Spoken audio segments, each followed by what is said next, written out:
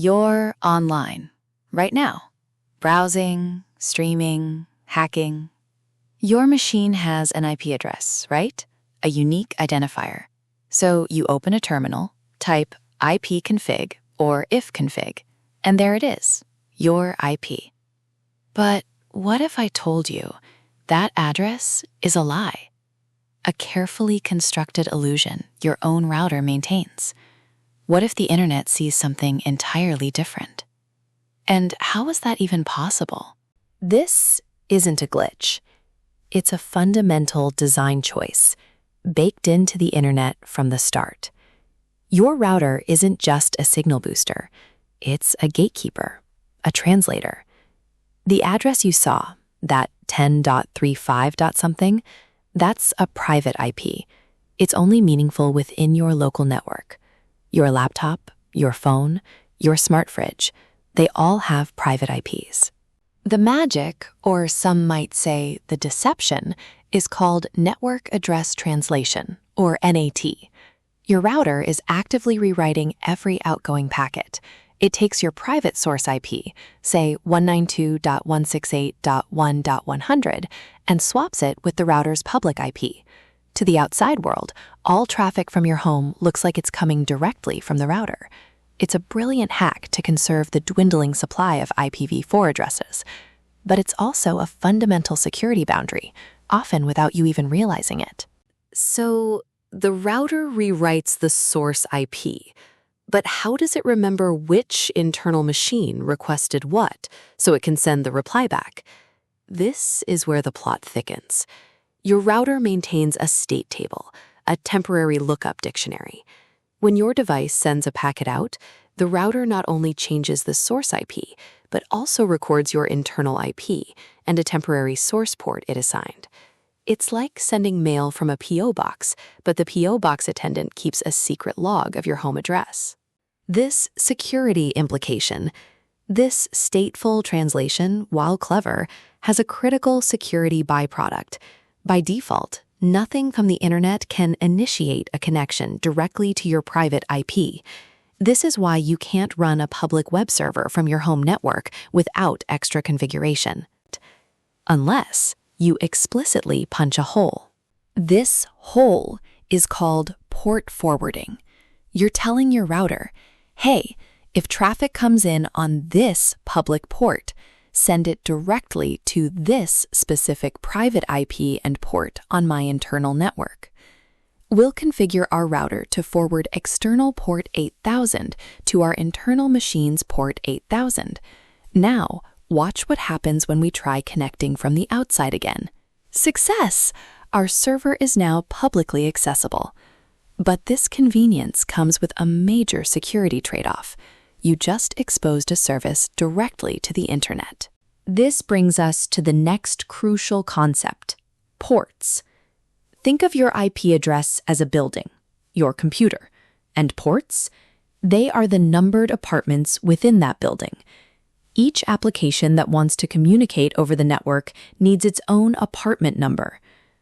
Without ports, all incoming data would just arrive at your machine's front door, with no idea which application, your browser, your game, or your SSH client, it's actually meant for. It would be chaos. Let's prove it. On a Linux machine, we can use netstat. I'll run sudo netstat-tulnp. Look closely. You can see various programs or processes listening on specific port numbers. Port 22 for SSHD, SSH daemon. Waiting for SSH connections. Port 80 for NGINX, a web server. These applications are literally sitting there with their doors open, waiting for traffic destined for their specific apartment number. These are well-known ports, from 0 to 1023, reserved for standard services. But what about your client machine, your browser, when it reaches out? It needs a port too. It randomly picks an ephemeral port, a high-numbered port, usually above 1023. This is how a single client IP can simultaneously have multiple browser tabs, a game, and a chat application, all talking to different servers without getting their responses mixed up. The combination of an IP address and a port number is called a socket, and the internet's magic? It's all about pairing a source socket with a destination socket, your machine's IP plus its ephemeral port, the server's IP plus its well-known port. Together, these four values create a unique, bidirectional communication channel, like a private phone line between two specific applications. This is how your chat app on port 51234 talks to the Discord server on port 443, simultaneously with your browser on port 51235 talking to YouTube on port 443. Debugging moment. What if two applications try to listen on the exact same port on the same IP? The operating system prevents it. Only one process can own a specific port at a given IP. I'll start a web server on port 8000. Now I'll try to start another one, also on port 8000. Permission denied, or address already in use. It's like two tenants trying to claim the same apartment number in the same building. This strict rule is crucial for maintaining order and ensuring data always reaches its intended recipient. Absolutely. This is the foundation of port scanning. Attackers, or even legitimate security researchers, use tools like Nmap to probe remote machines, trying to discover which ports are open and what services are listening. I'll run Nmap against our internal machine, and look, it quickly identifies port 22, SSH, and port 8000, our custom server, as open. This isn't just enumeration, it's revealing potential entry points, vulnerabilities.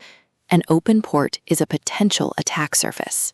Time to get our hands dirty and dissect some live traffic. We're going to use Wireshark, the network analyst's best friend.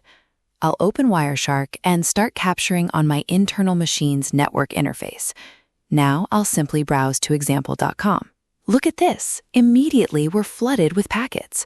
Let's filter for just HTTP traffic. And here's the crucial part. Selecting any packet and expanding the IP header. There it is, the source IP, the destination IP. Now expand the TCP header, and boom, source port, destination port. You can physically see the building and apartment numbers in every piece of data. Misconception exposed. Here's a critical point, and where many get confused. Wireshark, running inside your private network, only sees the internal view of these packets. It shows your internal machine's private IP as the source. It doesn't see the NAT translation happening at the router. To see the public source IP, you'd have to run Wireshark on the router itself, if it supports it, or on a machine outside your network looking at your router's public interface. Your router truly is your network's opaque bodyguard. Security implication. Understanding IPs and ports is fundamental to network security. Firewalls, for instance, are essentially advanced traffic cops.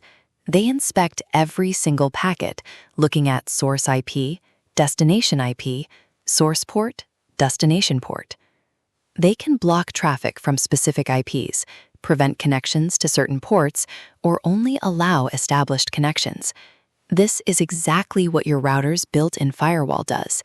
And advanced intrusion detection systems, IDS, and intrusion prevention systems, IPS, analyze patterns in these packet headers to detect suspicious activity, like port scans or unusual connection attempts. This seemingly abstract world of IPs and ports underpins everything you do online. When you're gaming online, your console uses ephemeral ports to connect to a game server's specific port. When you use a VPN, it's essentially creating a secure tunnel, rerouting your traffic and often encapsulating your original IPs and ports inside new ones. IoT devices, cloud services, peer-to-peer networks, they all live and die by correctly configured IPs and ports. This isn't just theory, it's the invisible infrastructure of our digital lives. We started by unraveling the mystery of your lying router and discovered the critical role of NAT and the precision of ports. You now understand how your data travels from your machine past the router's translation across the internet to a specific IP address and then to the exact application listening on a particular port. But this is still just the packaging, the envelope. What's inside that envelope? What's the content? That's where the application layer protocols come in. If you found this investigation fascinating and want to keep unlocking the secrets of cybersecurity and networking, smash that subscribe button. The rabbit hole goes much, much deeper.